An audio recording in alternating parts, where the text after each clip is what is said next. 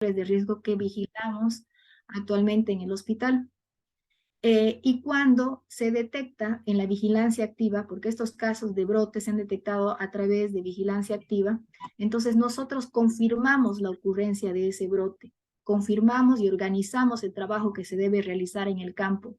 Establecemos una definición operacional del caso, quiénes van a entrar dentro de mi definición de caso, realizamos la búsqueda activa, no solamente nosotros, sino también con el apoyo de los servicios. En realidad, en estos casos se realizan, ¿no? El comité técnico administrativo, se da a conocer el caso, donde están todos los jefes de servicio y se trazan las medidas que se van a realizar. Se caracteriza el brote en el tiempo, espacio y persona, se generan las hipótesis y se adoptan medidas de control inmediato. Se evalúan las hipótesis aplicando los métodos de análisis exploratorio. Se ponen en marcha las medidas de control específicas. Luego evaluamos las medidas que hemos tomado como medidas de control y realizamos el informe al finalizar el brote cuando lo tenemos en control de qué cosas se han tomado en cuenta, qué cosas se han realizado para poder controlar este tipo de brote. Con respecto a la definición operacional, tomando en cuenta, por ejemplo, el brote de una neumonía asociada a ventilador o cualquier tipo, ya sea una bacteriemia o ya sea una infección de sitio operatorio o ya sea una infección urinaria, debemos tomar en cuenta que estos son, como les había mencionado, lo que se vigila como parte de infecciones asociadas a la atención de salud. Se toma en cuenta los criterios clínicos, la clínica que va a tener el paciente en estos casos. Se toma en cuenta los criterios de laboratorio y los criterios epidemiológicos.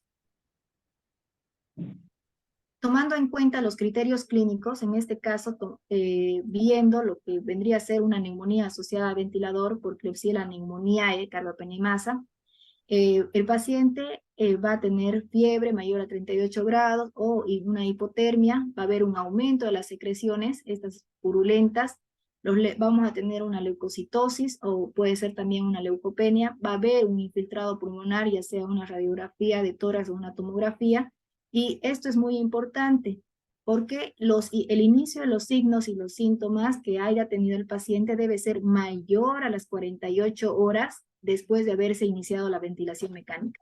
En el caso de una bacteriemia, igual vamos a tener la fiebre, vamos a tener la parte de los leucocitos, vamos a tener otro tipo de parámetros, pero todo factor de riesgo que tengamos, ya sea catéter, ya sea ventilación mecánica, ya sea sonda vesical, debe haberse manifestado después de 48 horas de que tenía el dispositivo.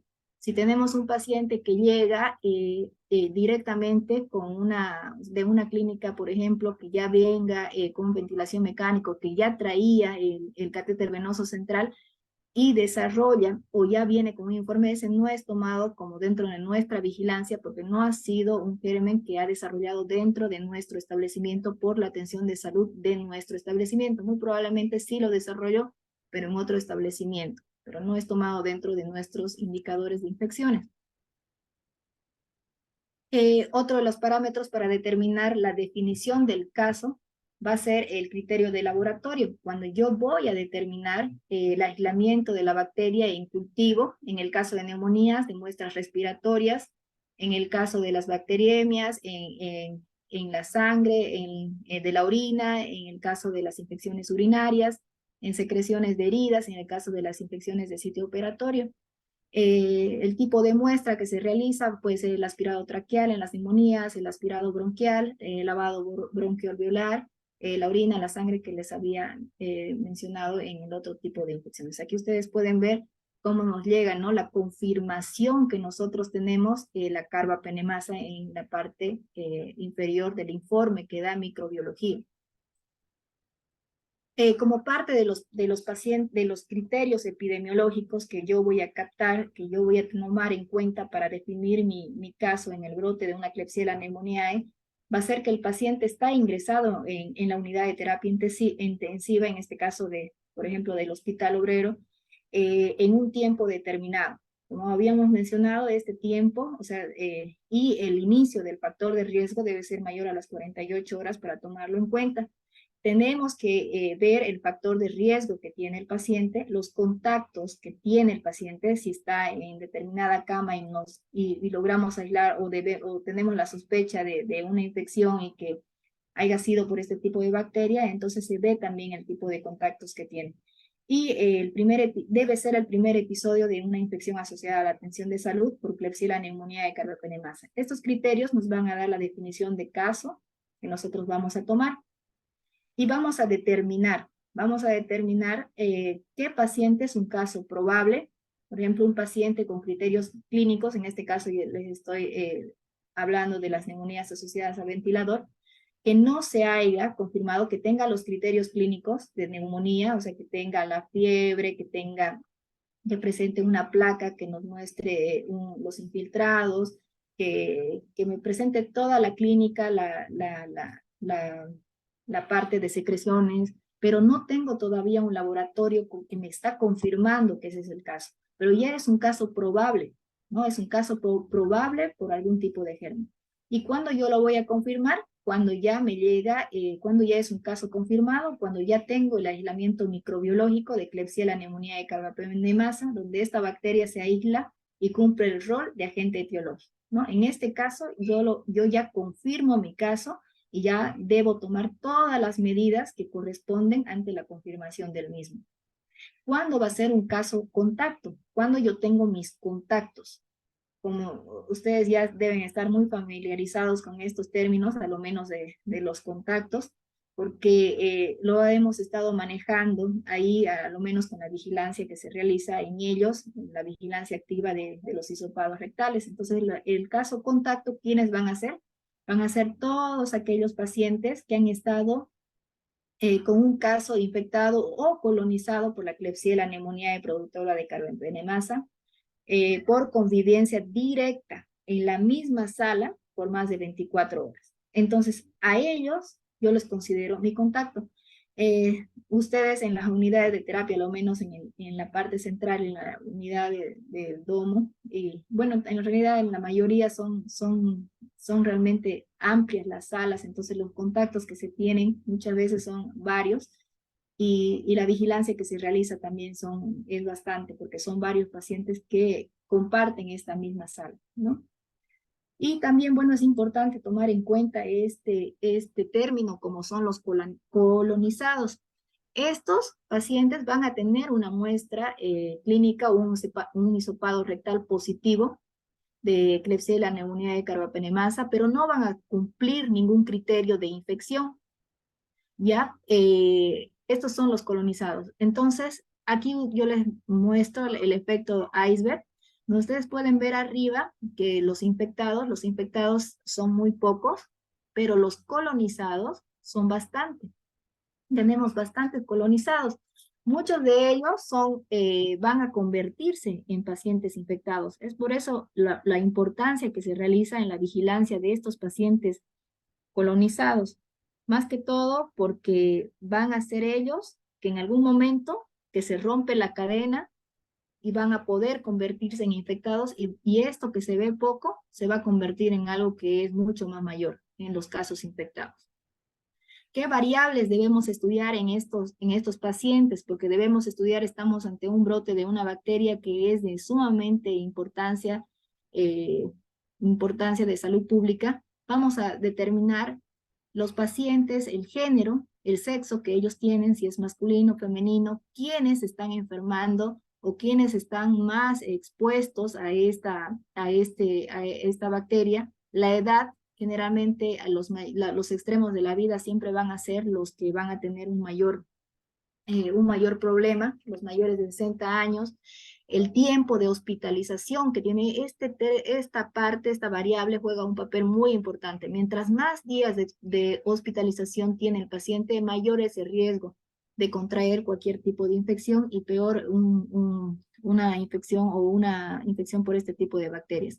Los datos microbiológicos que tiene el paciente también son sumamente importantes, que nos van a dar varios datos de si los pacientes ya tuvieron otros gérmenes que fueron aislados con anterioridad. La comorbilidad de los pacientes, si son diabéticos, si son hipertensos, también aumenta el riesgo de contraer este tipo de infección. Los días de exposición al factor de riesgo. ¿Esto qué significa? Significa el tiempo que el paciente está expuesto a la ventilación mecánica, el tiempo que el paciente está expuesto al catéter venoso central, el tiempo que está expuesto a la sonda vesical. Este factor de riesgo también debe ser tomado muy en cuenta porque va a contribuir de manera para que el paciente también pueda generar este tipo de bacterias. El tratamiento que ha recibido, los antecedentes del tratamiento que he recibido, el tipo de medicación de tratamiento que recibió y el tiempo.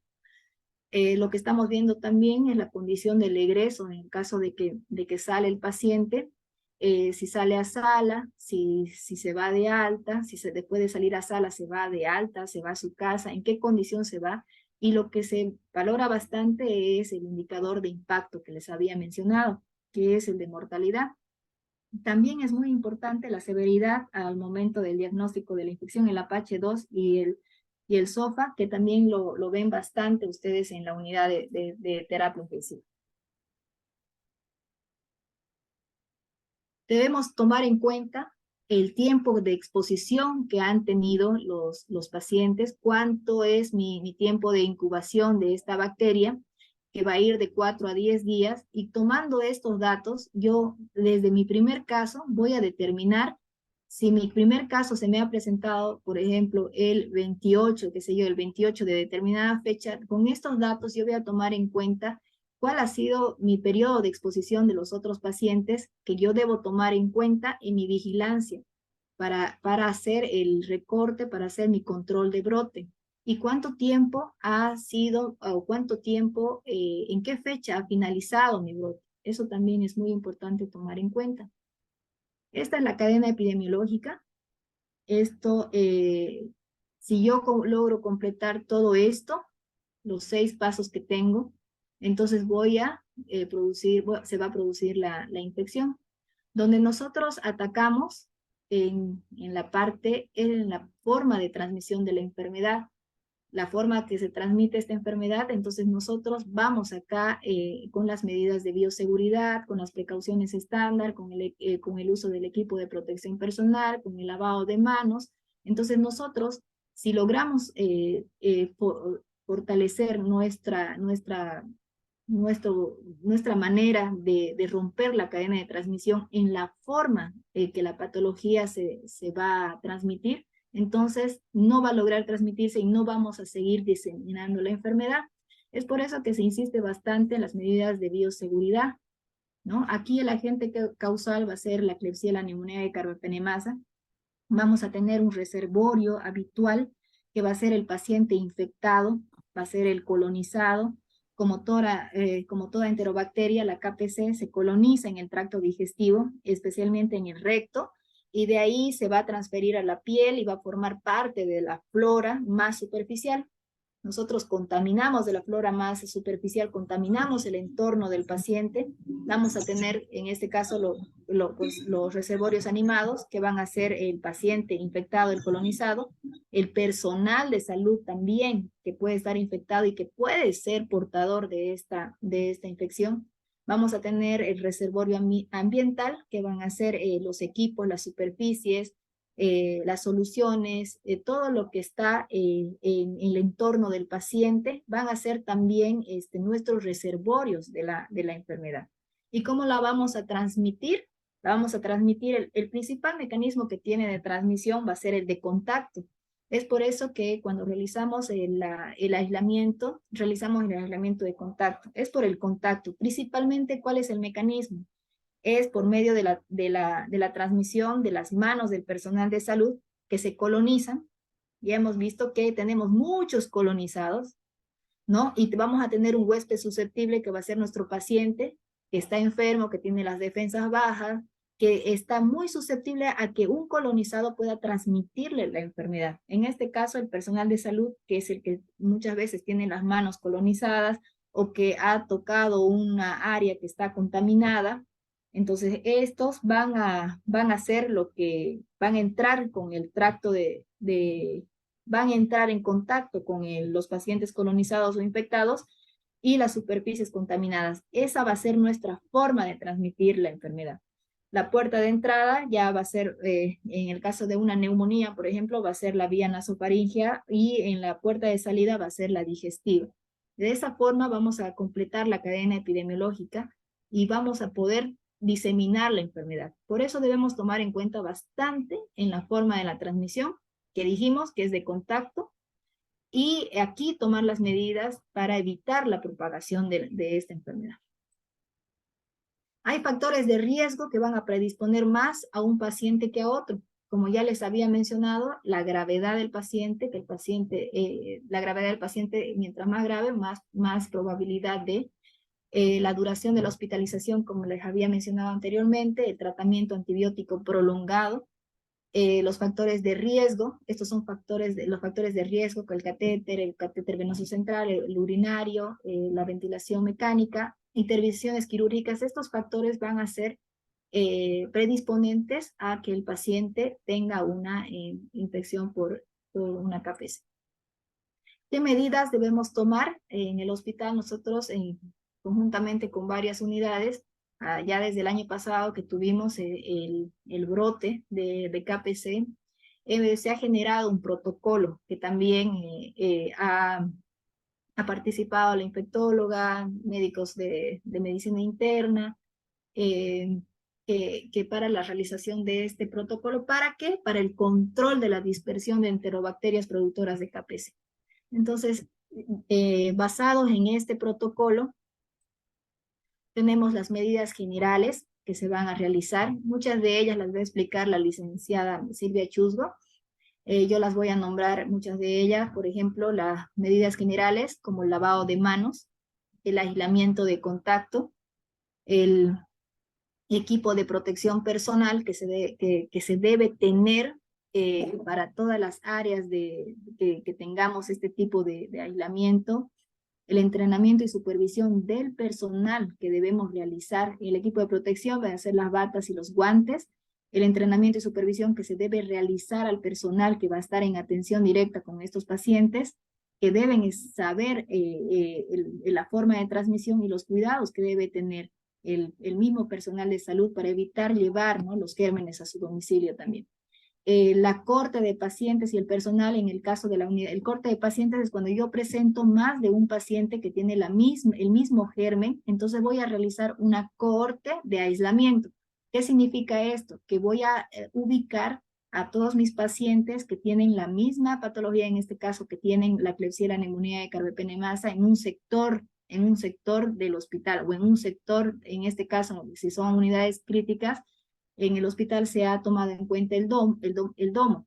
Entonces ahí se ha centralizado a toda la atención de los pacientes.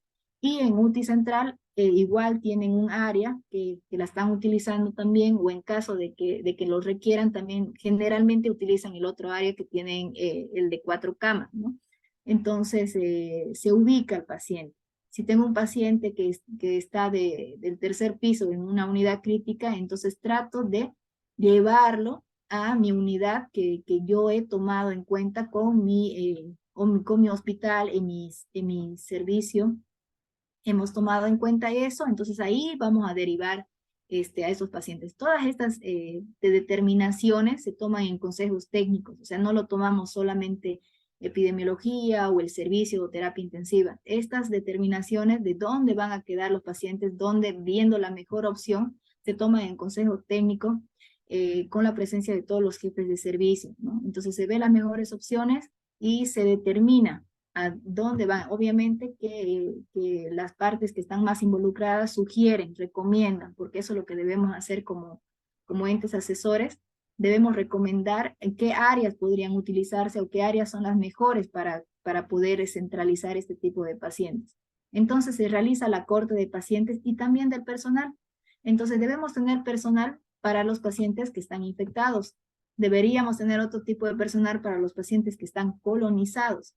Sabemos que muchas veces por la deficiente cantidad de personal que tenemos no los tenemos así, pero debería realizarse esta diferenciación del personal de salud y que este personal tenga todo el equipo de protección personal conozca las medidas de bioseguridad y debería tener un área donde ellos se cambien de forma diferenciada a los demás, ¿no? Bañarse y quitarse toda su ropa y cambiarse de ropa para poder irse a sus domicilios. Esto en la parte de cohorte de pacientes y personal. Minimizar el uso de dispositivos invasivos es muy importante. Mientras menos días tenga exposición a los dispositivos, menor es el riesgo. Entonces siempre debemos ir valorando día a día. ¿Requiere? ¿Todavía requiere ventilación mecánica? Sí. ¿Todavía requiere el catéter venoso central? Sí. Pero valorarlo todos los días, porque mientras menos días tenga el dispositivo, es mucho mejor. El baño con clorhexidina, ya sea el baño y también los aseos bucales, que la Silvia también lo va a explicar. La búsqueda activa que debemos realizar también es parte de las medidas generales que está dentro de este protocolo. La búsqueda activa de colonización e infección. Promover de la misma forma el uso racional de los antibióticos. Acá lo tengo ese punto, que es el punto 8, que está dentro del protocolo, que dice promover el uso racional de los antibióticos, que solamente se deberían tratar los episodios de infecciones, no tratar la colonización ni contaminación de dispositivos. Ante la duda entre infección o colonización, se recomienda la toma de decisión en conjunto con el médico de UTI y el infectólogo. Aquí se debe trabajar en equipo, ¿no? Bueno, en todos, para disminuir un brote se debe trabajar en equipo. Se debe trabajar, el médico de terapia debe trabajar con el infectólogo. Por suerte, nosotros ya en el hospital contamos desde la gestión pasada con un médico infectólogo que la verdad que es de mucho apoyo para todas las unidades. Deberíamos tener muchos más médicos infectólogos, inclusive uno exclusivo para la unidad de terapia intensiva, pero ya tenemos uno. Esperemos contar con otros más porque vemos que las patologías infectológicas están en incremento y este tipo de personal nos ayudan de una manera muy importante. La supervisión por el farmacéutico clínico en el uso racional de antimicrobianos en la unidad de brote. Aquí, como hemos dicho, tenemos muy pocas opciones de tratamiento. O sea, porque ya es una bacteria que me está quitando varios antibióticos que yo tenía antes o tenía como primeras opciones. Aquí ya me quita bastante y me quedo casi sin nada. Entonces, en la parte de tratamiento hay que ver esto, el uso racional de los antibióticos y hay que tomar en cuenta la característica de la infección que tiene el paciente y tener una decisión conjunta.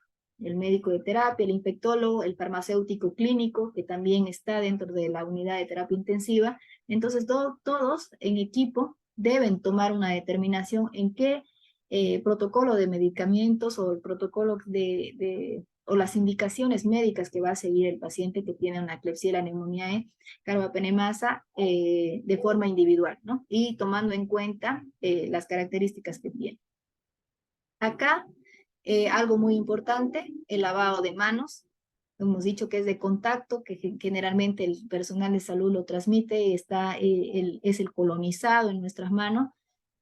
Aquí un mensaje que lo encontré por ahí. El amor entra por los ojos y las infecciones por las manos. Entonces nosotros debemos prevenirlas. ¿Cómo? Como la mejor medida que nosotros tenemos, que es el lavado de manos. Esta, la cartilla que se utiliza en el hospital, que ya la licenciada Silvia les va a explicar con mucho más detalle, el aislamiento de contacto. No se olviden que es de color verde según la normativa de infecciones de Bolivia. Es la cartilla de color verde, es aislamiento de contacto, que es el que vamos a manejar en este tipo de infecciones. Acá la parte esta parte muy importante, perdón. Esta parte muy importante que también está dentro de los pasos, de las medidas generales que se tomó dentro del protocolo, está el realizar cultivos de vigilancia, que esto lo realizamos, que ustedes ya están muy familiarizados con esto, porque se realizan cultivos de vigilancia en todos los pacientes infectados con KPC.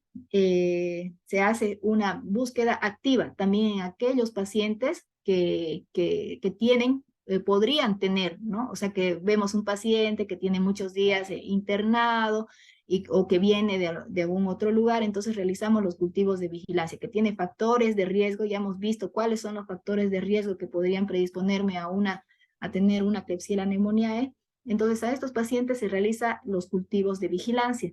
También el cultivo al ingreso. Estos cultivos de ingreso los vamos a tener aquellos pacientes con factores de riesgo que ya vienen con internaciones previas, que vienen de otros establecimientos de salud. Vamos a tenerlos también en los que tienen antecedentes de haber, o sea, que son frecuentemente asistentes a un sistema de salud. Por ejemplo, los pacientes renales. Ellos generalmente se internan de forma frecuente. Entonces, en esos pacientes se debería hacer el cultivo de ingreso cuando está ingresando ese paciente como parte de la vigilancia.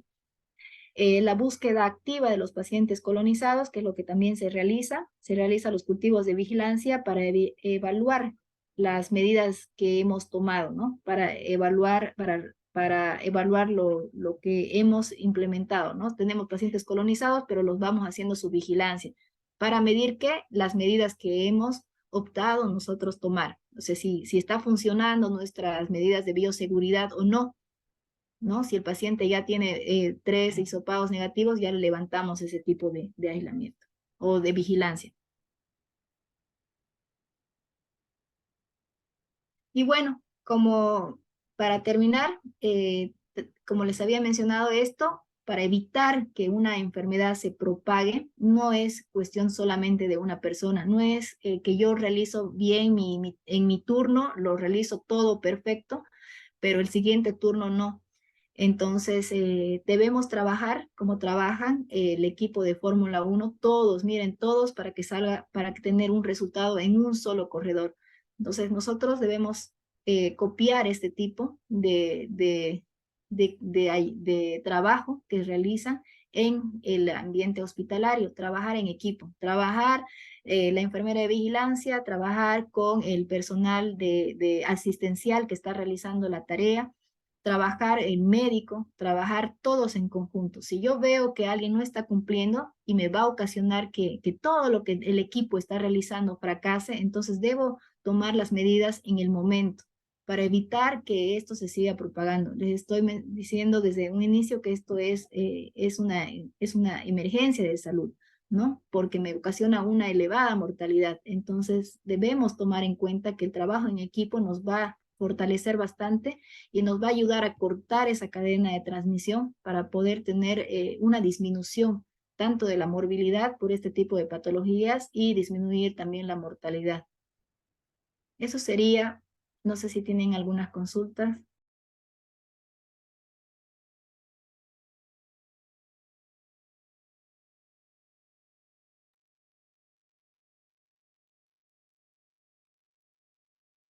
Bueno, muchas gracias, doctora Ugarte, por su brillante disertación y su amplio conocimiento y por transmitirnos sus experiencias, ¿no? Muchas gracias, doctora. Es verdad lo que dice usted. Es muy bonito trabajar en equipo. Creo que eso nos está haciendo un poco de falta a todos, hacer un trabajo multidisciplinario, ¿no? En lo que es en la atención y manejo a pacientes con KPC. Continuando, todas las preguntas pueden escribirlas a través del chat, ¿no? Y al finalizar se realizará el debate con los panelistas y también a través del chat se va a mandar el link para que se registren sus datos personales.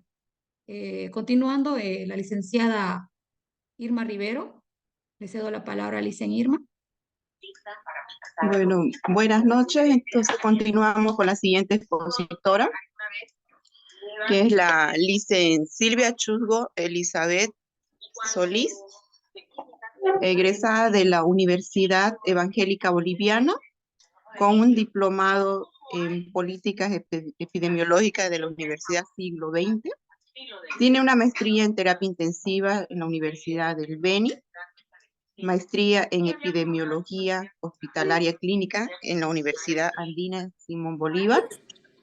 Es miembro activo de la Asociación Panamericana del Control de Infecciones y del Departamento de Epidemiología del Hospital Obrero número 3. Le damos la bienvenida a la licenciada Silvia Elizabeth. Buenas noches, Lice.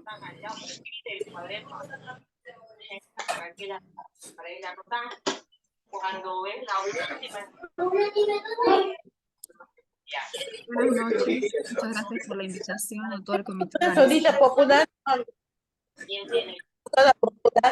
empezar con el tema. El manejo de las enterobacterias productoras de carbapenemasa en las unidades críticas. Las recomendaciones generales para el control de la dispersión. Como medida general tenemos a la higiene de manos. Todos los comités deberían activarse, realizar la recolección de datos, monitorizar la higiene de manos, porque es una medida fundamental, como lo mencionó la doctora Daisy. Luego tenemos las precauciones de contacto y estándar, ¿no? Que son es la cartilla verde que se ve en el fondo. El entrenamiento y la supervisión del personal. Tenemos que designar personal, capacitarlo, que esté motivado para realizar este tipo de atención, porque si el personal no está motivado, muchas veces vamos a encontrar fallas. Entonces, necesitamos personal motivado, que trabaje en equipo para tratar de evitar la dispersión de las bacterias, ¿no? El control y la autorización de los antimicrobianos, otra medida muy importante en la que nos están ayudando los farmacéuticos clínicos. La higiene ambiental también es otra medida muy importante. Un aspecto que hay que considerar es no ingresar las historias clínicas dentro del entorno del paciente, ¿no? Que está con este aislamiento y de todos los entornos. La doctora ya mencionó bien lo que es la cadena epidemiológica. Nosotros sabemos cuál es la fuente de infección, es el paciente que va a ser el reservorio. Sabemos cuál es la vía de salida, cuál es el foco del paciente, puede ser pulmonar, puede ser urinario o de una herida de sitio quirúrgico, ¿no? Una infección de sitio quirúrgico. El mecanismo de transmisión, la vía de entrada, el huésped susceptible. Y nosotros dónde tenemos que intervenir en el mecanismo de transmisión. Si hacemos un corte tomando todas las medidas, vamos a evitar la diseminación de los microorganismos. Para ello necesitamos cumplir estas precauciones. Según la normativa nacional de IAS, me establece que la cartilla debe ser de color verde. Ahí tengo todas las imágenes que yo necesito ocupar para este tipo de aislamientos. Me indica igual, si yo tal vez no tengo el conocimiento, puedo leer qué me indica esta cartilla para ingresar a este aislamiento. Si veo esta cartilla, tengo que cumplir al pie de la letra todas las indicaciones. Y le adiciono las precauciones estándar, porque puede ser que el paciente tenga eh, una, una traqueotomía, tenga abundante secreción, y como yo me voy expuesto a fluidos, tengo que protegerme usando gafas y barbijo para la atención y manipulación de estos pacientes, ¿verdad? Todo lo que es en las áreas de piso deberían estar las puertas cerradas, realizar la higiene de manos antes del colocado del equipo de protección, hacer las capacitaciones del colocado y el retiro del equipo de protección. El material de control de signos vitales debe ser propio del paciente o realizar la desinfección tras su uso. Para transporte del paciente a estudios tenemos que cumplir estas medidas. La limpieza y desinfección también es importante. Todos los materiales, como es el equipo de protección, tienen que estar al ingreso de la unidad del paciente, de la habitación del paciente, y no así dejarlas colgadas en las habitaciones, ¿no? Porque corremos más riesgo de dispersión. Por eso tienen que estar dobladas, y si el personal va a entrar, tiene que realizar la higiene de manos, colocarse la bata, el guante. Ingresa, realiza su procedimiento. En cada procedimiento cambiar los guantes para no contaminar más al paciente. Si hablamos de contacto, tenemos la transmisión directa e indirecta, ¿no? Directa es el paciente que está infectado, colonizado. A través de las manos vamos a hacer la diseminación a un huésped susceptible, a otro paciente. Y de forma indirecta, que con las mismas manos puedo colonizar los antisépticos, el fonendoscopio, las historias clínicas, ¿no? Entonces esas son las formas de transmisión directa e indirecta de microorganismos. Si hablo de transmisión por superficies, aquí tenemos, ¿no? Esta es la unidad de terapia intensiva al cubículo del paciente. El paciente está infectado, colonizado. Yo realicé un procedimiento con los guantes. Y si tengo que hacer el cambio de la bomba o ver los parámetros del ventilador y no me cambio los guantes, voy a colonizar otras superficies. Puedo levantar la baranda, colonizar la baranda del entorno del paciente. Y toda la transmisión se va a dar a través de las manos. No es que el microorganismo vuele o se disemine en el aire. El reservorio es el paciente, y es mediante el contacto que hacemos la dispersión. Por eso la OMS lanza una estrategia multimodal con los 5 momentos de la higiene de manos. Todo el mundo aquí en el hospital creo que está cansado de escuchar lávese las manos, higienícese las manos, ocupe alcohol en gel. Este momento se olvidó, pero son estudios que reflejan que si se cumplen se evitarían las infecciones. Antes de tocar al paciente, para proteger al paciente, ¿no? De no llevarle otro microorganismo. Antes de realizar un procedimiento limpio y aséptico. Luego de tener contactos con fluidos corporales, luego de tocar al paciente para protegerme yo y mi entorno. Y en el entorno del paciente, porque si otra persona no realizó la higiene de manos, yo puedo contaminar y colonizar otras áreas.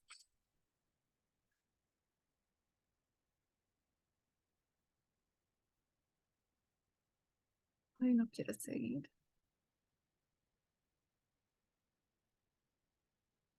Un momentito. Tengo un error con...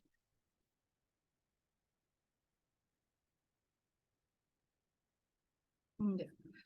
Entonces, la higiene de manos es la clave. Si yo tengo un paciente con este tipo de aislamiento, tengo que realizar antes de colocarme el equipo de protección. Termino de hacer un procedimiento, si necesito hacer otro, debo retirarme correctamente los guantes, realizar la higiene nuevamente, porque no se olviden que los microorganismos van a través de las manos del personal.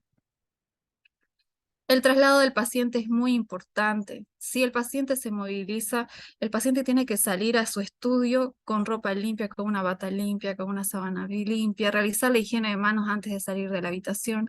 El personal tiene que utilizar bata y guante para el traslado del paciente y llevar la cartilla, ¿no? Si por ejemplo está haciendo una tomografía, indicar al personal de imagenología que tome las medidas de la limpieza luego de que el paciente realice el estudio.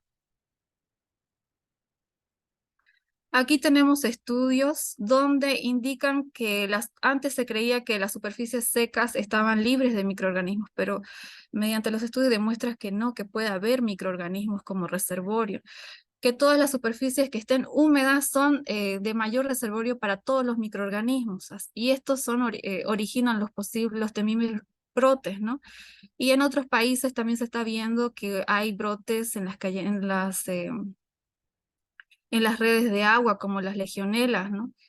Y tenemos que estar pendientes de que no exista eso dentro de nuestro hospital.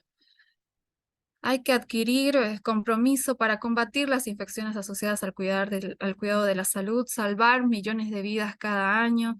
Esta es la recomendación de Didier Pitet, que es el infectólogo que trabaja con el programa de control de infecciones en la OMS. Y si hablo del ambiente, ¿por qué tanta prioridad a la limpieza y desinfección? Según estudios, en el estudio de Kramer en el 2016, en el 2006 y en el estudio de 2014, si una superficie no está correctamente limpia, no se realiza una adecuada limpieza y desinfección del entorno. Si hablamos de Klebsiella pneumoniae resistente a los carbapenem, puede vivir de 2 horas a 30 meses en una superficie que no esté correctamente limpiada. Ya, entonces tenemos que ver que se realice con todo dentro del protocolo, con todas las medidas, que el personal tenga equipo de protección para realizar la limpieza y desinfección. Y si hablamos qué limpio está el ambiente, ¿qué vemos aquí en esta imagen? Vemos que el piso está brillando, las camas están limpias en una esquina, pero tenemos que dejar de ver la inspección visual, decir que está limpio. No, tenemos que medir nosotros cuán limpio está la superficie. Entonces hay un estudio donde se realiza en 20 hospitales en los Estados Unidos, donde visualmente se evalúan que del 82 al 91% estaban visiblemente limpias. Y se empiezan a aplicar lo que es los luminómetros mediante la bioluminiscencia, la medición de los ATP, y se demuestra que del 10 al 24% están limpios. Y esas superficies se mandan a cultivar y bacteriológicamente sale que del 30 al 45% están limpias. ¿Qué es limpio para unos? Lo que cada persona cree que es. Para otra persona puede realizar la desinfección y decir, ya está limpio, pero tenemos que medir bajo estándares de limpieza qué es lo que vamos a hacer para mejorar, para medir correctamente y no ver una cama tendida y decir está limpio, está apta para recibir otro paciente. No, tenemos que medirlo. Según William Rutala, indica que hay métodos y va a depender de las frecuencia de contacto que tengan las superficies. Tenemos superficies altamente tocadas y superficies poco tocadas. Ya no se olviden que las manos son la principal fuente de diseminación de los microorganismos. Entonces, en esta imagen tenemos a las superficies altamente tocadas, enumeradas del 1 hasta el 14, que son las menos tocadas, y el entorno del paciente es la unidad más contaminada. Cuando a veces vemos a algún personal que está sentado en la unidad del paciente, decimos no, porque es la unidad más contaminada. Las bombas, el monitor, la mesa de mayo también está como primero de que la parte que más se manipula es altamente tocada.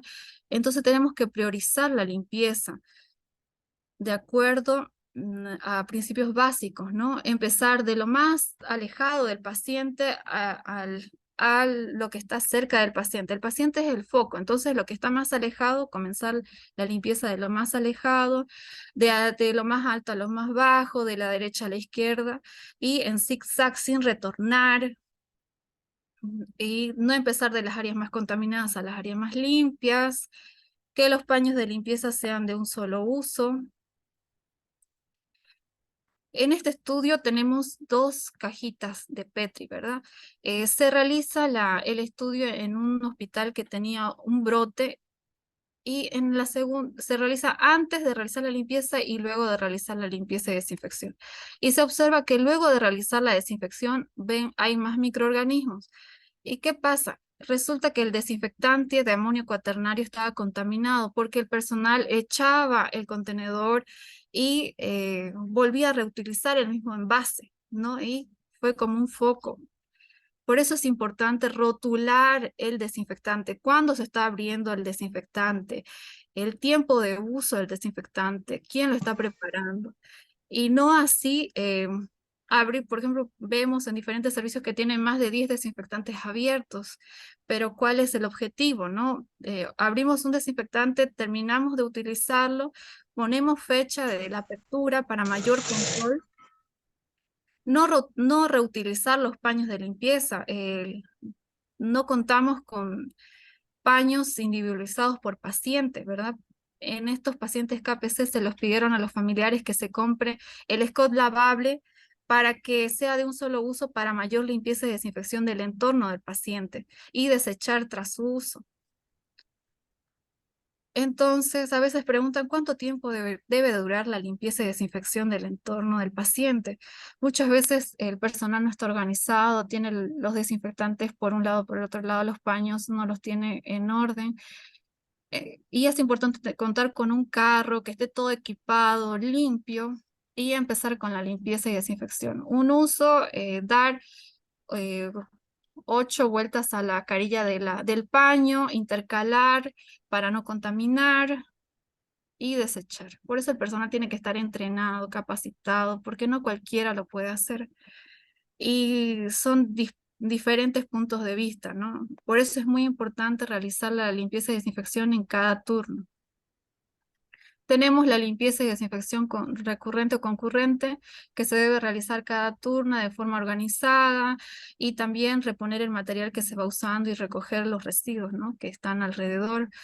La limpieza terminal se realiza incluyendo el colchón del paciente, averso y reverso, se realiza el alta del paciente y si el paciente tiene una larga estadía debe realizarse cada 15 días. Y para verificar la limpieza y desinfección del entorno del paciente, ¿qué hacemos? Nosotros usamos tinta invisible y marcamos superficies para ver cuántas, tenemos una lista de verificación que se está marcando y retornamos a los 2 días para ver si se realizó la limpieza y desinfección. Muchas veces el personal se molesta, pero es para realizar un control y evitar la diseminación de estas enterobacterias. Todo se debe desinfectar cada turno. También tenemos la bioluminiscencia, que es a través del ATP, que vamos a medir si las superficies están limpias. Para nosotros un rango aceptable es hasta 200 URLs. Y vemos la calidad, ¿no? Si de verdad realmente está limpio o no, porque puede estar la cama limpia, tendida y salir rangos elevados, pero sí se puede obtener rangos mínimos y cada servicio lo está observando, lo está viendo que sí se puede hacer. Es solamente de ponernos en práctica. En conclusión, la limpieza es importante, pero debe ser correcta. Si yo no realizo una correcta desinfección, voy a seguir diseminando las enterobacterias. El paciente, siempre los pacientes que estén en las áreas críticas son los de mayor riesgo. Debemos racionar el uso de los antimicrobianos. El aislamiento de contacto se debe cumplir con cada paciente. Utilizar el equipo de protección por cada paciente que esté infectado o colonizado. El baño diario del paciente con la clorhexidina jabonosa es muy importante para ayudar a descolonizar al paciente. Además, le voy a adicionar la desinfección el lavado de la cavidad oral del paciente con clorhexidina al 2% cada 8 horas, solo por 7 días, no más. Controlar la higiene de manos, monitorizar, ver cuánto de cumplimiento tenemos nosotros como servicio. La OMS me indica que un rango aceptable es hasta el 80%, pero ¿cómo sabemos que estamos al 80%? ¿Nos estamos observando entre nosotros o es que porque yo lo hago, todo el mundo lo hace? Entonces tenemos que ver cuánto es el grado de cumplimiento de adherencia a la higiene de manos. Y la limpieza y desinfección del entorno debería hacerse 2 veces por día. Y estas son prácticas exitosas que nos va a llevar a evitar la diseminación y cortar las cadenas de transmisión.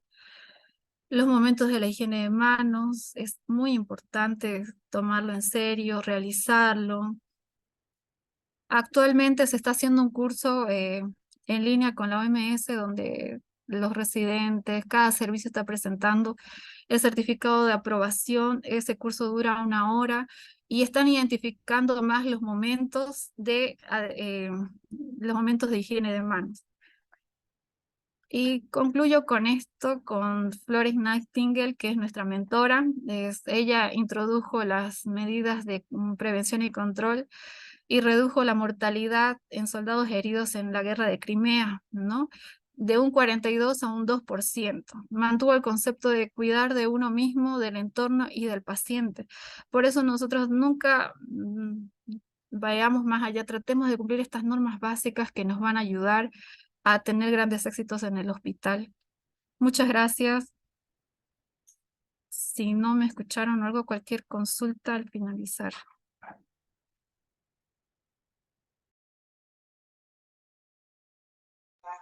Bueno, agradecer a la licenciada Silvia Elizabeth Chusgo Solís por su importante presentación que nos sirve de mucho para combatir, ¿no?, esta bacteria con la que estamos pasando en el hospital. Doy paso al licenciado Frank Mamani, que nos dará una pequeña, ¿no?, o breve información sobre nuestro Ateneo.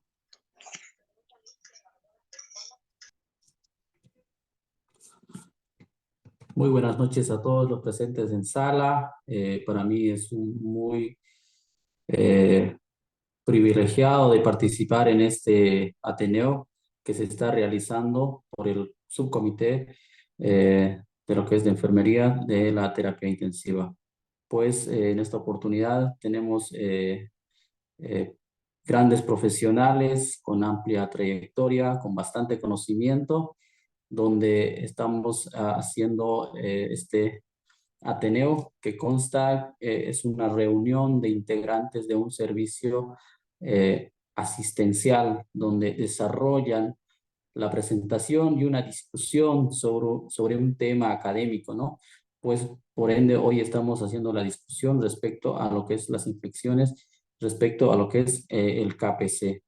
Para todos los presentes en salas, a las 2 presentaciones que hicieron anteriormente, de excelente manera, muy didáctico, donde podemos apreciar todas las actividades que nosotros tenemos que realizar en las unidades de terapias intensivas, pues Para nosotros es muy importante todas estas capacitaciones donde nosotros lo tenemos que hacer día a día, ¿no? Por lo tanto, gracias una vez más. Continuamos con las actividades donde hoy vamos a tener también la presentación de los panelistas. Adelante, licenciada.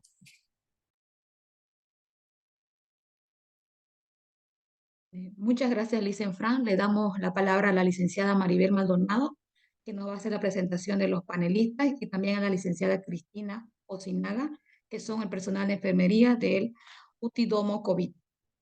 Adelante, Licen Cristina.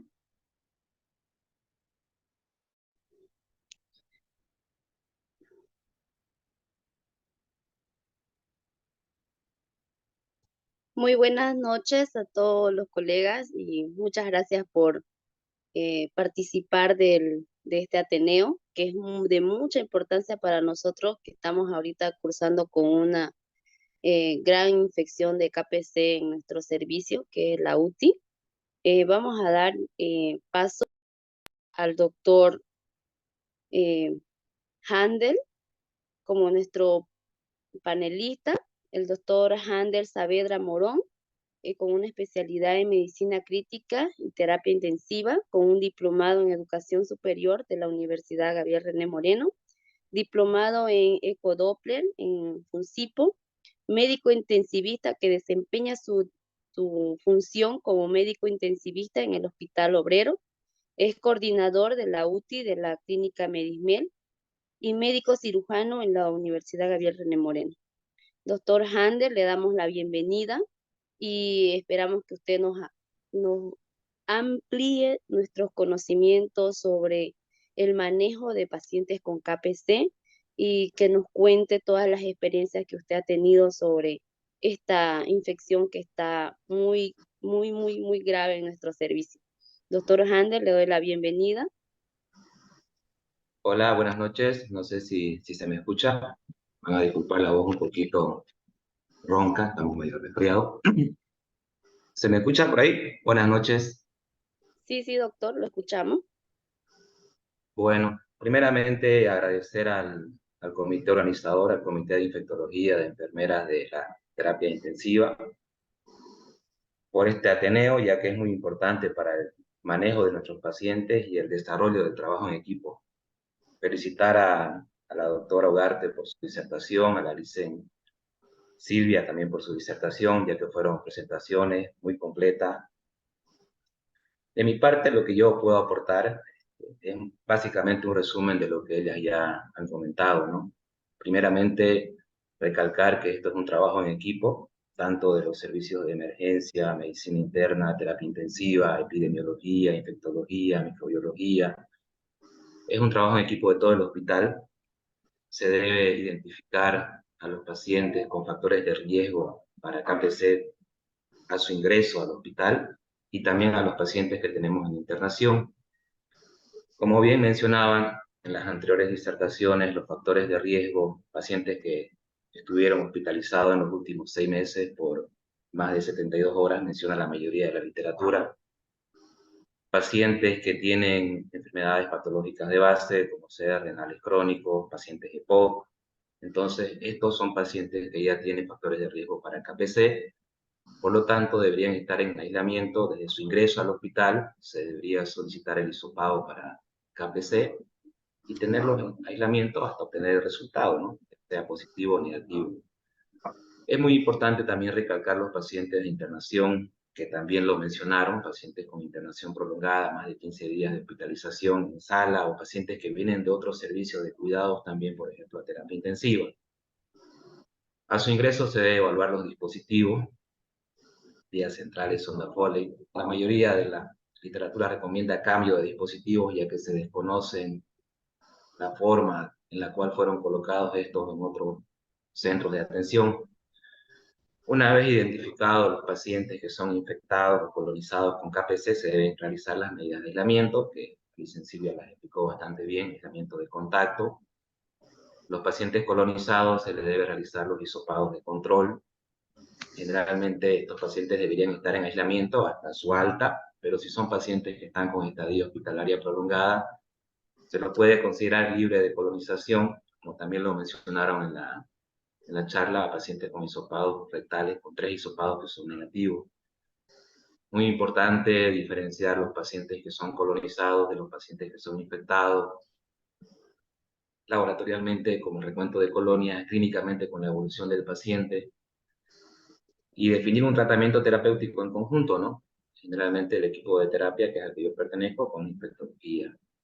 Ahora, es muy importante también los factores que predisponen a la aparición de KPC, el uso racional, el uso correcto de antimicrobianos, la desescalada antimicrobiana es muy importante para no generar tanta resistencia y potencia a la acción de los mismos antibióticos.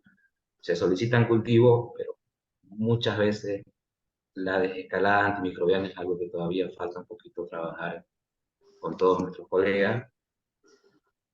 Limitar el uso de dispositivos, todos los dispositivos, ya sea vía central, en lo posible, si el paciente no lo necesita, pues retirarlo, sonda Foley también. Y los cuidados generales, ¿no? Lo que es lavado de manos. Así que muy completa la disertación de todos los colegas. Mi parte sería ese el aporte. No sé si alguien tiene alguna duda, alguna pregunta, o quizás hay algo que quiera comentar.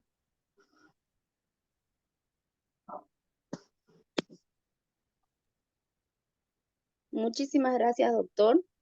Se le agradece mucho que nos apoye y que sigamos trabajando en conjunto, como usted lo dijo, que tenemos que trabajar en conjunto para tratar y mejorar nuestra calidad de atención al paciente, ¿no? Muchas gracias, doctor. Le doy paso a la licenciada Maribel Maldonado. Muy buenas noches a todo el público presente. También en esta noche quiero agradecer al comité organizador por hacerme partícipe al subcomité de enfermería de terapia intensiva, ¿no? En esta oportunidad tengo el honor de presentarla a la licenciada Cielo América Cruz Torrico. Ella es coordinadora del Comité de Vigilancia de Prevención y Control de Infecciones de la Clínica Foyanini. La licenciada es egresada de la Universidad Autónoma Gabriel René Moreno. Tiene posgrado especialista en salud con mención en gerencia de la Universidad Autónoma Gabriel René Moreno, especialista en epidemiológica y control de infecciones del CODEINET, Buenos Aires, Argentina. Tiene diplomado en educación superior con enfoque en aprendizaje por competencia de la Universidad Autónoma Gabriel René Moreno. También ella es miembro del Colegio Departamental de Enfermeras de Santa Cruz. Actualmente es coordinadora de vigilancia, prevención y control de infecciones en Clínica Foyanini. Vamos a dar la bienvenida a la licenciada que se encuentra en línea para que ella nos pueda dar un poco y nos pueda hablar sobre las experiencias que tiene con los pacientes que son, pues, ¿no? Que ahorita está bastante de moda acá en el Hospital Obrero. Le doy buenas noches, licenciado, y le doy la palabra. Buenas noches, Maribel. Buenas noches a todos los que están conectados. Gracias al comité organizador del Ateneo. La verdad que es tan importante poder estar actualizándonos todo el tiempo. Es la única manera, creo, ¿no?, de que podamos marcar la diferencia en potencializar no solo lo que nosotros hacemos día a día, sino también en potencializar el cómo prevenir, ¿no?, las infecciones que se presentan día a día en las instituciones que brindan atención en salud a los pacientes. Y cuando algo no se puede prevenir, tenemos que pensar en controlarla, ¿cierto? Entonces me honra mucho el poder haberme hecho la invitación para poder un poquito compartir la experiencia que hemos tenido nosotros referente a estas enterobacterias, ¿no?, que son resistentes a los carbapenem. Nosotros, la verdad que son ya desde el 2011 que, como decía muy bien la doctora Ugarte, ya los países vecinos tenían evidencia, ¿no?, estudios de brotes, ¿no?, en países vecinos. Quizás capaz que aquí también lo teníamos ya antes, pero no tenemos estudios, no tenemos evidencia de que efectivamente ya en nuestros hospitales, en nuestras clínicas, habían ya brotes por KPC. Es así que nosotros, viendo, ¿no?, que en nuestros países vecinos la OPS estaba publicando estos estudios, en el 2011 nosotros empezamos a armar un protocolo en la clínica Foglianini. O sea, era un protocolo para la prevención de la emergencia y transmisión de microorganismos multiresistentes. Entonces, eso lo armamos en octubre de 2011 y para enero de 2012 lo implementamos. Y consistía básicamente en 5 componentes que muy bien lo explicó también la doctora Ugarte, juntamente con mi colega Silvia Chusgo, que en realidad este protocolo o estas estrategias que ya muy bien lo tienen ustedes implementado también, nosotros en el 2012, enero 2012, implementamos este protocolo no solo pensando en pacientes que ya presentan infección o que en bacteriología nos reporten un caso de KPC, sino nos fuimos pensando en la prevención más que en el control. En este caso, nosotros implementamos los hisopados de vigilancia. Y los hisopados de vigilancia en el 2012 incluían pacientes que venían de otras instituciones que tuvieron internados los últimos 3 meses por más de 48 horas, donde nosotros implementamos estos hisopados de vigilancia. Y no solo eran los que estaban hospitalizados, como bien también mencionaron, pacientes que tenían hemodiálisis crónica, pacientes que tenían internaciones hospitalarias, pacientes que venían de orfanatos o de asilos de ancianos. Entonces, a estos pacientes, como bien decía, implementamos un sistema de vigilancia activa. No solo en la terapia, sino también desde la emergencia hasta salas de internaciones. Entonces, y este sistema de vigilancia incluía lo que explicaba Silvia, el programa de higiene de mano basado en los lineamientos de la OMS, políticas de aislamientos, ¿no?, como es el de contacto, el tema de la política de limpieza, porque podemos ser las mejores enfermeras, los mejores médicos, pero si no tenemos en la institución implementadas las políticas de limpieza ambientales hospitalarias, como bien decía Silvia, esos gérmenes viven meses en áreas secas, incluso con más razón en áreas húmedas. Y la optimización de uso de antimicrobianos, como también mencionaba el doctor Handel, que quizás ahí hay que unificar en todos los hospitales y clínicas privadas, pero creo que hemos adelantado muchísimo. Entonces, estas medidas básicas se complementaron también en el 2012, en lo que nosotros implementamos, con el baño diario con clorexidina. Entonces, no solo en pacientes que venían con internaciones previas, sino también en toda la terapia, en todos los pacientes, todos los días, una vez al día, baños con clorexidina jabonosa.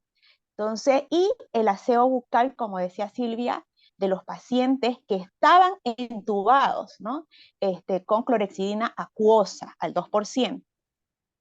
Es así que esta experiencia, la verdad, a mí me encanta contarla. Nos llegó un paciente justo en enero del Brasil.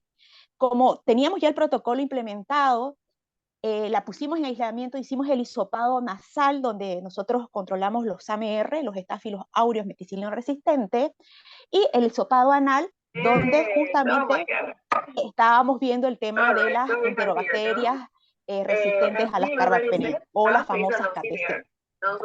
Y resulta ser que esta paciente se la pone en aislamiento de contacto como ustedes hacen y sale colonizada, ni siquiera infectada, sale colonizada.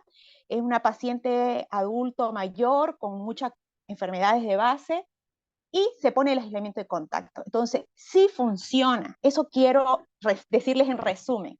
Esas políticas, esos procedimientos, estrategias que ustedes están implementando en la Caja Nacional, va a funcionar si hay el compromiso de todo el equipo, desde la alta dirección, sea médica, administrativa, del servicio, de la enfermera, del que hace la limpieza, porque en nosotros funcionó. Entonces, esa paciente que fue detectada en la clínica con KPC colonizada, estuvo un mes en la terapia y durante esos meses, como ya estaba implementado todo este protocolo de hisopados semanales en la terapia, se le puso a ella aislamiento de contacto, donde todo el personal tenía que cumplirlo. En esa época nuestras batas eran de tela, pero eran de un solo uso y se las mandaba luego a lavar, ¿no? Y todo el procedimiento que se tiene que hacer en la ropa también. Ahora ya las tenemos descartables, ¿no? Entonces, sí funciona. Y en ese mes que la paciente estuvo, no tuvimos ningún caso de los otros pacientes que estaban en nuestra terapia colonizado. Entonces, han sido 11 años que hemos visto que sí tenemos infecciones intrahospitalarias, obviamente tenemos, a pesar de que se implementa todos estos sistemas de vigilancia activos, pero no hemos presentado brotes y no hemos tenido casos de KPCs en la institución. Quizás, capaz que sí, se nos va a aparecer cualquier rato, ¿no? Porque está en nuestro medio, entonces, pero va a depender mucho de nosotros como personal de salud, el compromiso que tengamos de cumplir todos los lineamientos que se esfuerzan mucho en desarrollar, como bien explicaba la doctora Ugarte, todo el equipo multidireccional, funcional de la institución, ¿no? Con sus conocimientos, con su experiencia, todo basado en evidencia. Entonces, el mayor consejo que puedo dar a todo el equipo que está conectado ahora es que podamos, desde el lugar donde estamos, que nos toca hacer lo que nos toca hacer, los procedimientos seguros cuando atendemos a un paciente crítico, como decía, el manejo de un paciente ventilado, de un paciente con una vía central o un paciente con una sonda Foley, una sonda vesical, o sea, va a marcar la diferencia. Entonces, porque los protocolos, las estrategias están en papel y si no los ponemos en práctica, no van a funcionar. Entonces, muchas gracias. La verdad que yo también me he enriquecido con muchos conocimientos y actualizaciones y bueno, será hasta una próxima. Bueno, muchas gracias, Licen Cielo, por habernos aceptado participar con sus experiencias y la verdad vamos a tomar muy en cuenta porque es muy interesante, ¿no? Saber desde dónde tenemos que admitir un paciente y hacer todo el protocolo de seguimiento para poder detectarlo a tiempo y poder corregir lo que estamos ahora viviendo.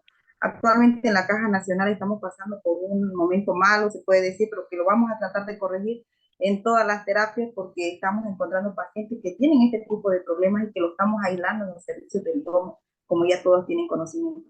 Pero agradecerle nuevamente, Lice, de verdad muy interesante. Si me permite, tuve la experiencia de ver en el 2011 un brote en un hospital muy complejo en el extranjero de KPCs en el área de cirugía por prótesis de rodilla. Entonces, y lo que ustedes están implementando, que ya está basado en evidencia, funciona. Como decían, el año pasado tuvieron. Lo que tienen que hacer a partir de ahora es ver qué cosas no han hecho, que por qué otra vez han tenido el brote, ¿no? Entonces, desde el ingreso de sus pacientes, ¿no? Y ver que, como decía Silvia, medir, porque la higiene de manos también se la mide, la adherencia, el aislamiento, el cumplimiento, y no solo es identificar, sino si uso en forma correcta el EPP, ¿no? Y la política de limpieza, que a veces no depende del área de enfermería o médica, pero sí podemos nosotros como enfermeras, ¿no? Pedir que se gestione, ¿no? Que se pueda de alguna manera mejorar la limpieza ambiental, hospitalaria. Y en el tema de lo que decía la doctora, que es importantísimo, cada día preguntarse si el paciente necesita la ventilación mecánica, si necesita la vía central y cómo lo estamos manejando todos esos dispositivos invasivos. Muchas gracias, licenciado, por hacernos todo este tipo de sus experiencias vividas y la verdad lo vamos a tomar muy en cuenta. Estuvo muy interesante todo lo que nos contó y sí, vamos a tratar de tomarlo en cuenta y vamos a hacer todo lo posible para que esto pueda solucionarse, ¿no? Lo más antes posible. Y así también que todos los compañeros puedan tomar un poco de conciencia, ¿no? Por la situación que estamos pasando en este momento en el servicio. Gracias, Licen, por hacer partícipe su experiencia. Le damos el paso a la Licen Juliana para que puedan iniciar con las preguntas y respuestas. Todas las dudas que tengan pueden ir haciéndolas a través del chat para que se las podamos ir respondiendo. Bueno, agradecer mucho a la licenciada Cruz, que la conozco, colega de la clínica Joyanini, anteriormente pertenecía, ¿no? Continuando con las preguntas de la plataforma que son realizadas por el chat, son preguntas que son para todos, ¿no? Para todos los expositores y también de la misma manera para los panelistas. Una de las primeras preguntas es, ¿cuál es la resistencia a los antimicrobianos y por qué se están realizando la resistencia a los antimicrobianos? Doctor Handel, no sé, ¿podría ayudar con esa pregunta? Hola, buenas noches. Bueno, la resistencia a los antimicrobianos es pues multifactorial, ¿no? No es en sí un solo factor. Para empezar, el uso indiscriminado de antibióticos, el mal uso de los antibióticos. Generalmente partimos de pacientes que a veces no tienen indicación de iniciar un tratamiento antimicrobiano, se usa un esquema. Tenemos pacientes que no requieren un esquema amplio, que es otro punto, y se utiliza el no pedir cultivo, el no desescalar, el usar terapéuticas antimicrobianas prolongadas, neumonías con 14 días de tratamiento. Entonces, todos esos factores son los que conllevan a la resistencia antimicrobiana, ¿ya? Y pues bueno, y la comorbilidad del paciente también, ¿no? No es lo mismo un paciente joven que un paciente que ya tiene enfermedad renal, que tiene su enfermedad de POC, pacientes con hospitalizaciones continuas, pacientes que ya fueron intervenidos quirúrgicamente. Entonces, es multifactorial, en sí no es una sola cosa que lleva a la resistencia antimicrobiana.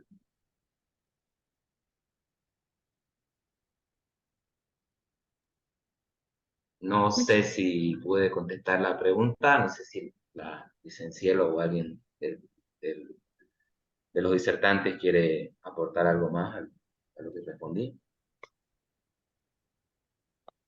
No, Muchas gracias, doctor. estoy totalmente de acuerdo con el doctor Handel y la verdad que la optimización del uso de antimicrobianos es lo que, como decía la licenciada Maribel, tiene que estar de moda ahora, ¿no? Y es un compromiso por ejemplo, las autoridades, la alta dirección, porque a veces se hacen protocolos para, por ejemplo, para manejo, ¿no? de patología y no se actualizan. O en el caso, por ejemplo, de pacientes quirúrgicos, el tema de las profilaxis quirúrgica también, ¿no? Entonces, es importante la implementación de todo eso y el cumplimiento.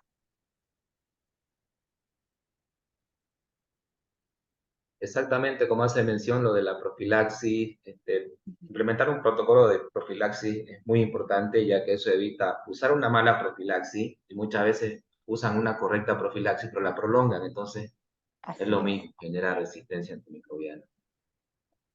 El por si acaso, ¿no, doctor? A veces el por si acaso.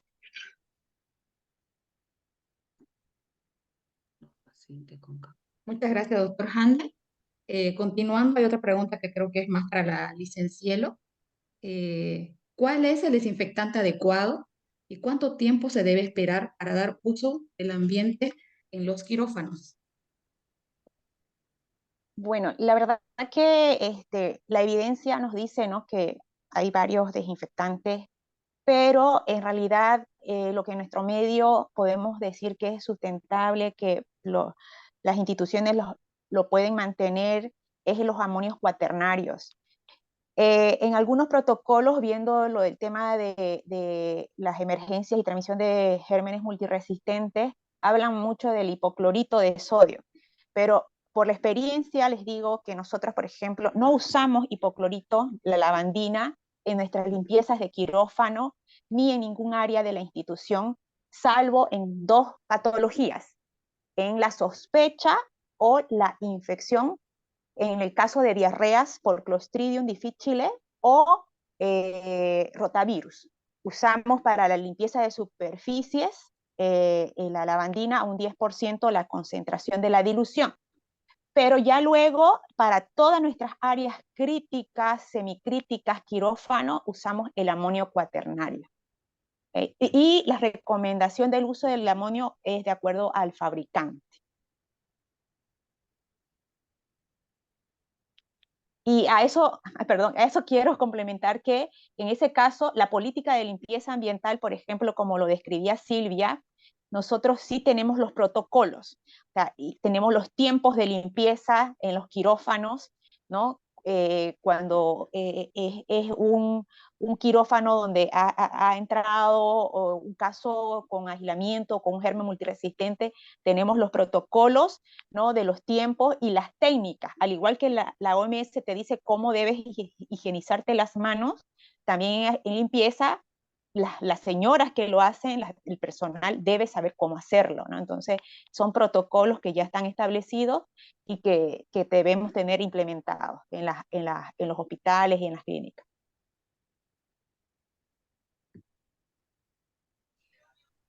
Lice, buenas noches. Buenas noches. ¿La desinfección es suficiente con el amonio cuaternario o hay que hacer un sellado y esperar un tiempo para darle el uso al quirófano? En realidad, antes de la desinfección siempre va a ser la limpieza, ¿cierto? Entonces, una buena desinfección está aparentemente garantizada si tu limpieza del área, por ejemplo, ha sido primero, ¿no? No sé cómo está establecido su protocolo, pero nosotros, por ejemplo, incluye desde lo que es la limpieza con mopas, no con mopas, con paños especiales, y si son aislamientos, hacemos con paños descartables.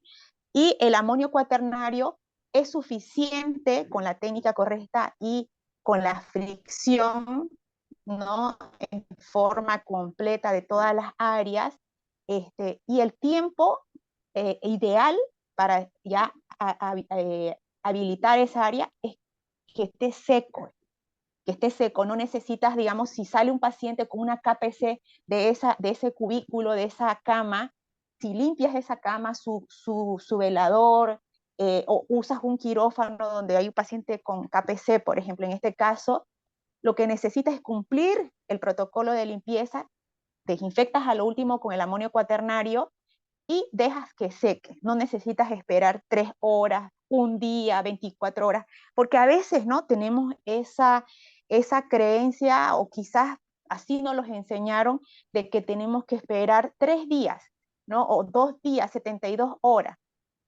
En casos de brote, por ejemplo, y ahí quizás puede aportarnos mucho con su experiencia la doctora Ugarte, el tema de brotes, la limpieza es primordial cuando ya se deshabilita el área, pero la técnica correcta y la dilución correcta del desinfectante es vital, ¿no? Y dejar que se ventile un poco el área y luego podés ocupar, por ejemplo, esa área con otro paciente, ¿no? Entonces, no sé, ahí me gustaría también el aporte de la doctora.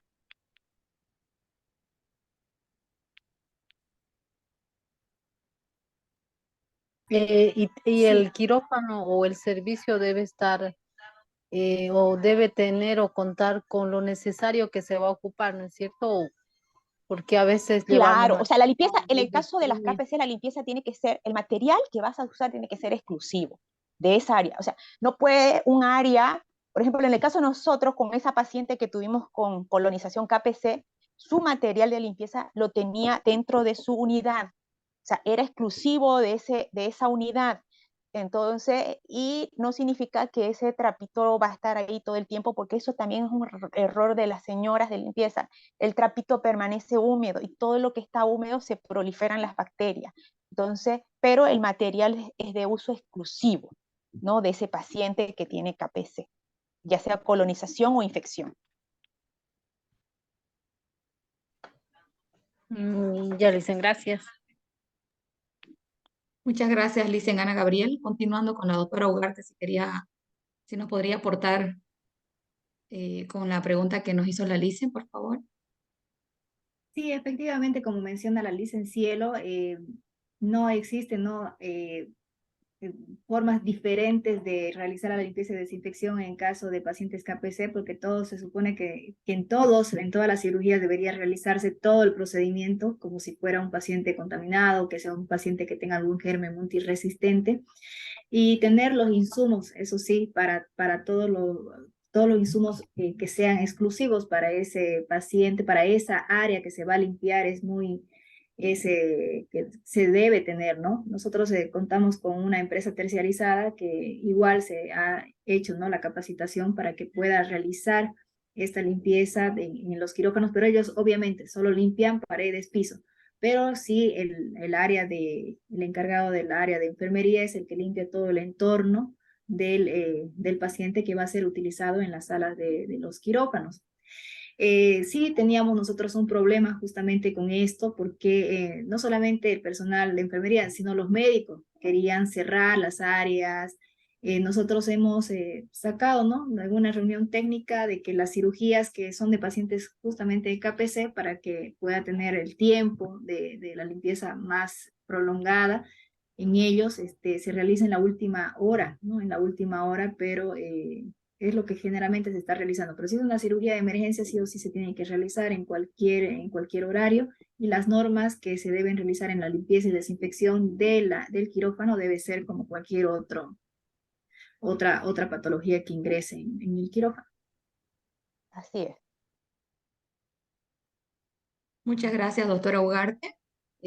Continuando con las preguntas, también tenemos una pregunta de cuál es la diferencia entre un paciente infectado y un paciente colonizado con KPC. Creo que ahí nos podría ayudar el doctor Handel. No sé.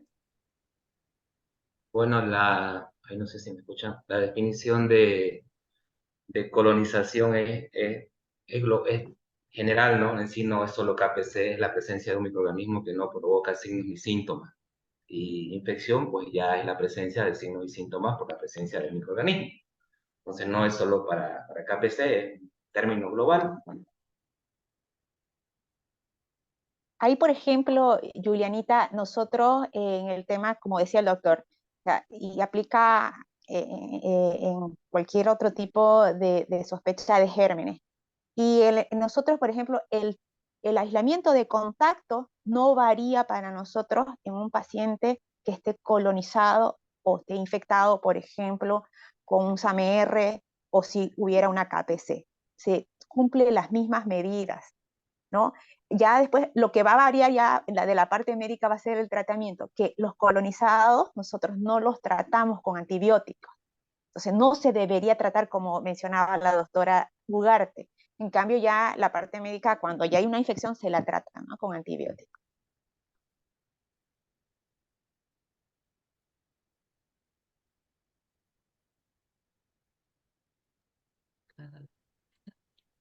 Bueno, Alicia, muchas gracias. Muy clara la respuesta de ambos, ¿no? De los panelistas, también como de los expositores. Agradecer por compartir sus conocimientos, por darnos su tiempo, ¿no?, que es para todo el personal de enfermería, más que todo por lo que estamos atravesando en estos momentos, ¿no?, que se están incrementando nuestros pacientitos con KPC y que día a día van saliendo los resultados que son positivos, ¿no? No sé, el licenciado Fran se sigue en la plataforma. Tendría que ser algunas palabras, Licen Fran. Licen, creo que dentro de del chat hay una pregunta, dice para la Licen Silvia. Indica que el lavado bucal con clorexidina es por 7 días. Luego, ¿con qué producto se debería realizar el lavado bucal? ¿Nos podría ayudar con esa pregunta, por favor, licenciada? Buenas noches, sí. La higiene bucal en los pacientes entubados, como dijo la licenciada, se debe realizar por 7 días cada 8 horas con la clorexidina al 2%. Luego se realiza, supuestamente, si se cumplen todas las medidas, el paciente evitaríamos la diseminación, ¿no? Y hacer el aseo oral con la clorexidina al 0.12% en pacientes que se movilizan, que no están entubados, para mantener, ¿no?, la limpieza de la cavidad oral.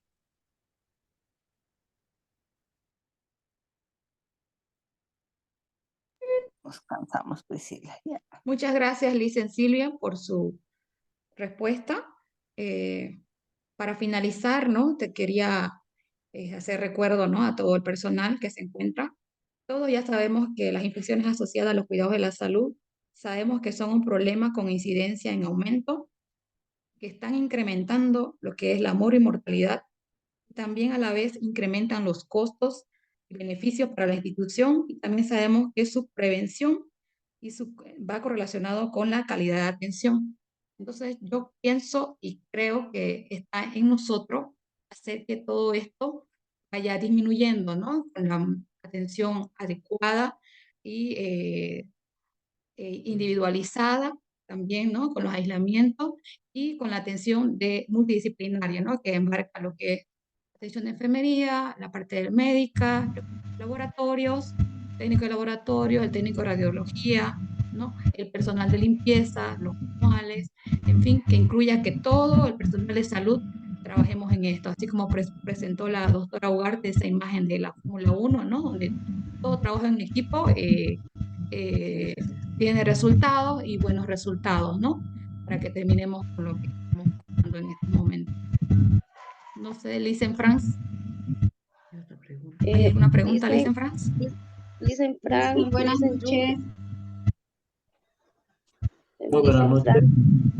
Licenfrance, quisiera hacer una pregunta, yo a la doctora Ugarte, un día de esos, ella fue a mi servicio, al domo, y me pregunta en realidad si estábamos bañando 2 veces a los pacientes, si estábamos bañando en el día, si también estábamos bañando en la noche con clorexidina al 2%. Entonces, la pregunta es para ella, ¿en qué va a ayudar o cuál es el beneficio de bañarlo 2 veces al paciente? Muchas controversias hubo en el servicio de varias colegas que me dijeron, ¿por qué vamos a bañar 2 veces al paciente con clorexidina? Que se seca la piel, que yo quisiera que nos aclare un poquito y nos dé un poquito más de información sobre qué beneficio vamos a tener con bañarlo al paciente 2 veces en la tarde y en la noche, ¿no? O en la madrugada. Doctora Ugarte, por favor, para todos mis colegas que están en el curso. Bueno, en realidad, como había mencionado, sí se puede, o sea, se debería bañar con clorexidina a los pacientes al 2% y va a reducir o sea, va a reducir, como tenemos la colonización en la piel, también eso va a disminuir a que el paciente siga, o sea, que continúe siendo infectado o tenga la colonización, que es donde se coloniza generalmente en la piel el microorganismo. Bastaría con con un solo baño, pero he visto algunos estudios, en algunos a lo menos en pacientes que realizan, por ejemplo, en cirugías cardíacas, que sí les realizan inclusive hasta 5 baños. Hay un estudio que he encontrado que sí tiene una efectividad, ¿no? Pero sí, en el hospital, con bañarlo solo una vez sería suficiente. Peor, como también había conversado con la licenciada Silvia, de que el baño que ustedes realizan es un baño o sea, que va a generar mayor humedad, no es en paño seco, no es el paño seco de clorexidina, sino que es húmedo. Entonces, en ese caso, si es muy difícil, entonces sería solamente uno. Pero sí hay algunos estudios, no muchos, sí, pero sí yo he encontrado algunos estudios que 2 veces también reduciría, digamos, la parte de la colonización. Muy bien, doctora, muchas gracias.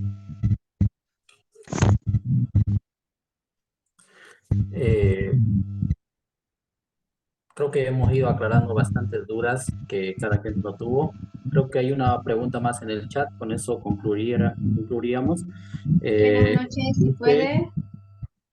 Sí, voy a dar una pregunta posterior a usted, dicen, por favor. Dice, ¿por qué el paciente colonizado no se le administra antibiótico? Tal vez nos pueda ayudar el doctor Andel.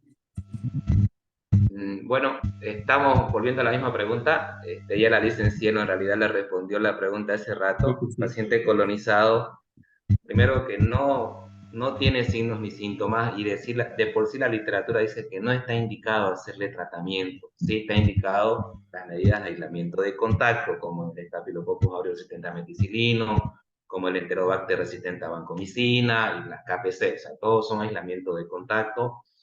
Lo que sí hay que hacer las medidas para evitar que se sigan generando este tipo de pacientes, ¿ya? Y bueno, los hisopados de control en los pacientes que van a estar con estadía prolongada hasta que tengan sus 3 hisopados negativos, pero no está indicado el uso de antibióticos. Más bien lo que queremos hacer es evitar el mal uso de antibióticos, ¿no? Que es lo que dice ahí diferenciar bien los pacientes que están colonizados de los que no están infectados, si el paciente no tiene síntomas, si el recuento de colonia es bajo, en el examen de orina o en el aspirado traqueal. Solo es colonización, no es infección. Dándole antibióticos solo le hacemos más daño al paciente, no se va a beneficiar desde ningún punto de vista en este caso.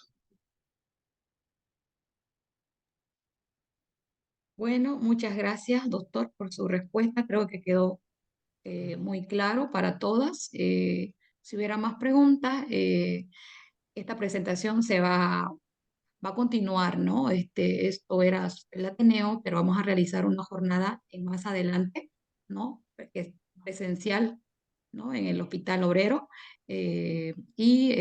Para finalizar, tenemos a la licenciada Raimunda. Licenciada Raimunda, no sé si está en la plataforma para que concluyamos lo que es el Ateneo.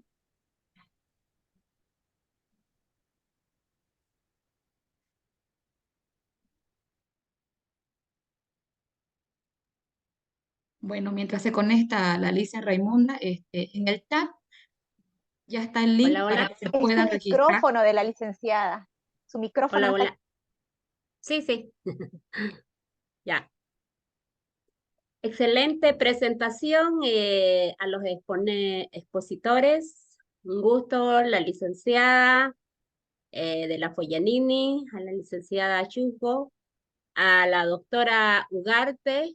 Tenemos una excelente persona con una buena preparación y estamos siempre nosotros acudiendo también para cualquier duda y la tenemos a él y a la doctora. Al doctor también, Handel, excelente, muchas gracias por el apoyo a la parte de enfermería. No será la última, continuaremos con mucho más. Hay mucho más que trabajar, como decía la Licen. Nosotros tenemos que, pues, ponernos, ¿no? A hacer nosotros y poner también nuestro trabajo y escribir y, bueno, sacar las presentaciones. Esta vez hemos realizado por el Zoom y seguramente una segunda Ateneo será presencial, esperemos que sea así. Muchas gracias a los panelistas y a todas las colegas, a todo el equipo también organizador. Excelente, que tengan muy buenas noches. Muchas gracias. Hasta luego. Gracias. Muchas gracias, Licenciada Raimunda. Hemos concluido con lo que es el primer Ateneo de Enfermería, que es sobre el manejo al paciente con KPC en las unidades críticas. Y como le iba diciendo, le hago la invitación que ya estaremos presentando para que sea presencial nuestro próximo Ateneo. Muchas gracias, hasta luego. Muchas gracias, Licen Juliana. Muchas gracias a todos por participar y seguir adelante con esto, ¿no? Que estamos atravesando en todo el hospital y está en nosotros trabajar en conjunto para mejorarlo. Hasta mañana. Gracias.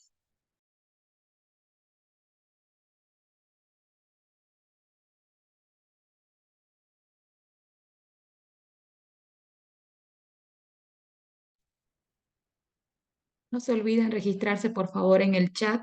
Estará el link para que puedan registrar sus datos personales y finalizando la gestión de este año se dará certificados previos a la participación de cada educación continua que se realizará mensualmente. Muy buenas noches.